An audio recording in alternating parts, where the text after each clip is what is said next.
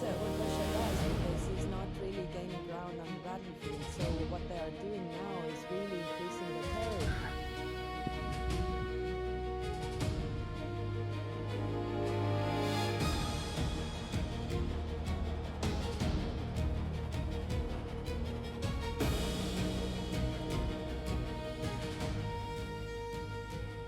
A diplomatic flashpoint has erupted in Brussels after EU Foreign Policy Chief Kaja Kallas suggested that the United States had pulled its presence from Kyiv while European embassies remained in place.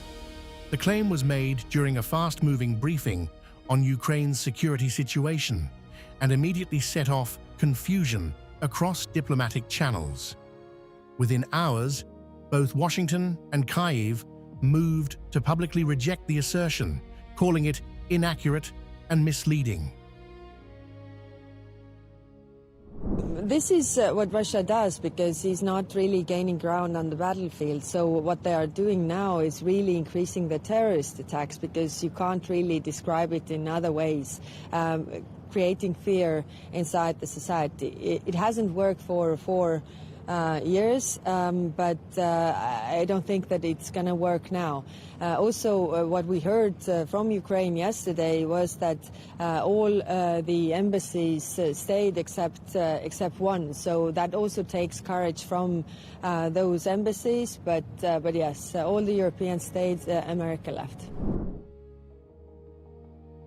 The United States Embassy in Kyiv issued a direct rebuttal, stating its operations remain fully active and unchanged. Ukrainian authorities echoed the denial, insisting no evacuation of U.S. diplomatic personnel had taken place. Officials clarified that any movement of staff may have been temporary and security-related, not a withdrawal from the capital. The U.S. Embassy is open. There are no changes to our operations, and reports otherwise are false. The State Department has no higher priority than the safety and security of Americans, and regularly reviews the security posture of Embassy Kyiv. We reiterate our message that Americans should not travel to Ukraine for any reason due to the armed conflict. The controversy comes amid escalating Russian threats of systematic strikes on Kyiv, which have intensified diplomatic alert levels across Western missions. Moscow's warnings triggered heightened security protocols, but also fueled competing narratives about embassy presence and risk perception.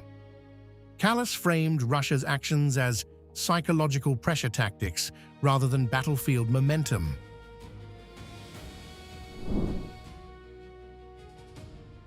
Now, the incident has exposed a deeper fault line in crisis communication. How rapidly evolving security alerts can distort political messaging at the highest level.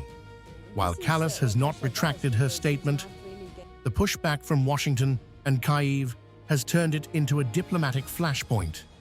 In the middle of war, even a single sentence can spiral into geopolitical controversy.